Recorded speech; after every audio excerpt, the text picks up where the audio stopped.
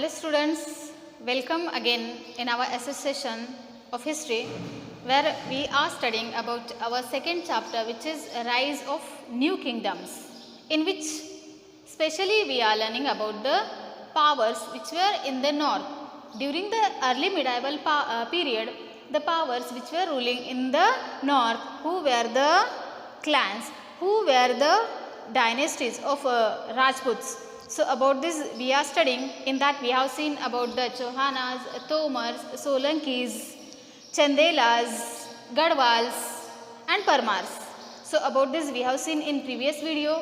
Now the remaining which was ruling in North India, so that was the Gurjara Pratihara. The Gurjara Pratihara, this was also one of the powerful dynasty which was ruling in North India during the early medieval period. And one more thing, there are the records about the tripartite struggle which were in between of three powers. The struggle which was in between of three powers, so that three powers were first Gurjara Pratihara, second Rashtrakuta and third Palas. Gurjara Pratihara which were ruling in the north, Rashtrakutas which were ruling in the Deccan, and Palas which were ruling in the eastern part to the Bengal, Haryana, this part. So all three powers were struggling for the territories, to gain the large kingdom. So this struggle is known as a tripartite struggle. About this we are going to see in next video. So among of this, one of the powerful powers who were ruling in the north, that is Gurjara Pratihara. And this Gurjara Pratihara, the rulers who were from the Gurjara Pratihara, who region around or over the western India, east and west. Western India means the area which is near to the Rajasthan, Gujarat, Punjab. So this part is known as western India. So this Gurjara Pratihara who ruled to the western India and central Rajasthan. In western India, central Rajasthan as well as the part of central India. Not only in central Rajasthan, some of part of central India. So these all territories were under control of Gurjara Pratihara. Why? Because of Gurjara Pratiharas were the most powerful rulers from the Rajputs. So in this way, the Gurjara Pratihara who region around or over the western part of India, the central Rajasthan and the central India. So these all were the places where Gurjara Pratiharas were ruling. Then Nagabhatta first, the most powerful, the founder of the Gurjara Pratihara dynasty, most powerful ruler from the Gurjara Pratihara dynasty was the Nagabhatta first. Might be there were another Nagabhatta who were Nagabhatta first, Nagabhatta second, Nagabhatta third.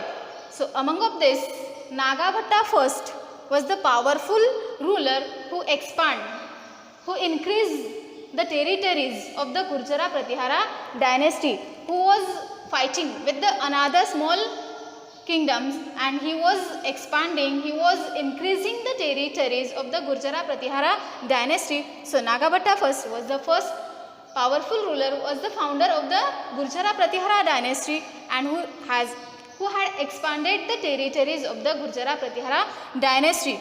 Then not only Nagabhatta, some of another powerful rulers were also there who were Vatsaraja and Bhoja. So Vatsaraja and Bhoja were also another rulers from the Gurjara Pratihara dynasty, who were also increasing the territories of Gurjara Pratihara dynasty. And in that, Raja Bhoj was the another most powerful ruler who was empire, who increased the empire, who extend the empire, who expand the empire in North India. So Raja Bhoj, there are many stories about the Raja Bhoj. One of famous phrase, Kaha Raja Bhoj, Kaha Gangoteli. So this is also one of example about the Raja Bhoj. So this Raja Bhoj, this king was from the Gurjara Pratihara dynasty who increased the empire in North India. Then the capital city of Gurjara Pratihara dynasty, the capital or most famous city was Kannauj, which is in Ganga valleys, which is most fertile, which is useful to gain a lot of yield. So as a result, the peoples were become powerful, they were become the wealthiest. Why? Because of the Kannauj, which was located in the Ganga valleys, and this land which was most fertile, which was resulted in a large yield, and due to this the capital city of Gurjara Pratihara was Kannauj. Then during this period, during the ruling period of Raja Bhoj, he issued some of silver coins.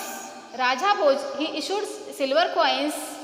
As we know, in previous or in ancient period, the things were exchanged, which was known as barter system. But afterwards, some of rulers were there who were issuing the coins.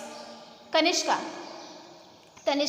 he also issued coins. So after that, Raja Bhoj, who also issued coins which were of silver. He issued silver coins, and on which there was a mark. There had a mark of Varaha.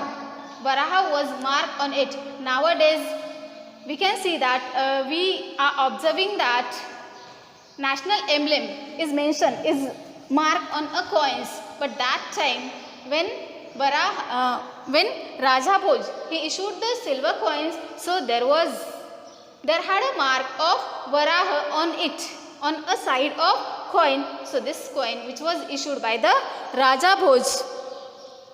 And Raja Bhoj, which was also famous for the incarnation of Bhagwan Vishnu. God Vishnu, as we know, God Vishnu, who has taken many of the incarnation like Bali, Vaman, Narsimha, Ram, Sri Krishna. So these all were the incarnation of God Vishnu. So Varaha was also one of the incarnation of Bhagwan Vishnu, and due to this, Varaha was known as Adi Varaha. Varaha, he got the title.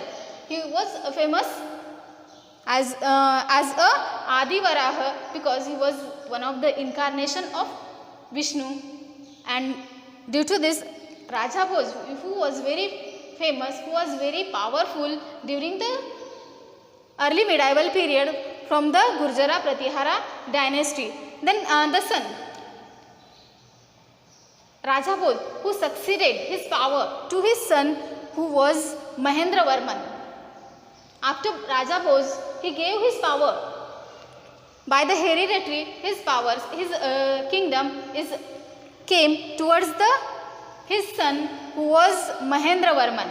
So next ruler from the Gurjara Pratihara, he was Mahendra Varman, and these all records about the Gurjara Pratihara dynasty, these all records are available in the book which is written by Al-Masudi. Al-Masudi, this is foreign traveler who stayed in the court of Gurjara Pratihara dynasty, and that time he had mentioned all the accounts about the Gurjara Pratihara dynasty. That person was Al-Masudi. In his book, all the detailed information is mentioned about. He testifies.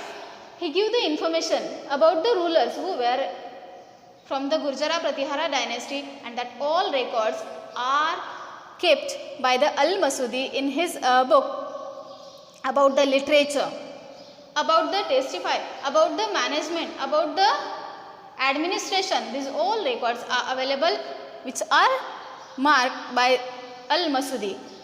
About the trade relations also, there in that book all details are mentioned about the trade relation, how trade relations were there of Gurjara Pratiharas, of Raja Bhoj, then Mahendra Varman, who were from the Gurjara dynasty, Gurjara Pratihara dynasty, so their trade relations were also better to the comparison of another kings.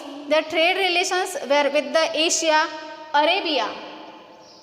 The trade relations, they were engaged with the trade, import, export. So these relations were maintained with the Asia and Arabia during the period of 1018 CE.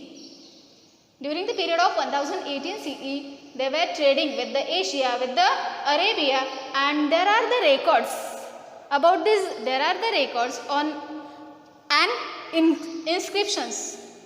In first chapter, we had seen about the inscriptions which are available on the wall, on the caves, on the fort's wall, and that all inscriptions are giving us detailed information about the Gurjara Pratihara dynasty, about the trade relations with the Asia and Arabia, from where import, the horses were import, the horses which were needed during the fighting, during the war. So that horses were import from the Asia, from the Arabia, and these all records are available on an inscriptions which are in Karnal. Karnal, this is name of place which is in Haryana. So in a Karnal, on the wall of or on the pillar of Karnal, there are the records about the importing of horse which were imported by the Gurjara Pratihara dynasties, and that all records are available which on the place which is Karnal, which is in the Haryana. So in this way we had seen the information about the Gurjara Pratihara dynasty, and finally this dynasty is defeated by the Muhammad Ghazni. Muhammad Ghazni, who was one of famous invader, who was attacking and plundering lot of luggage from our India. So in this way Muhammad Ghazni, he came and struggled with the Gurjara Pratihara, and that time the rulers who were from the Gurjara Pratihara dynasty are defeated by the Muhammad Ghazni, and in this way Gurjara Pratihara dynasty came in end. Thank you.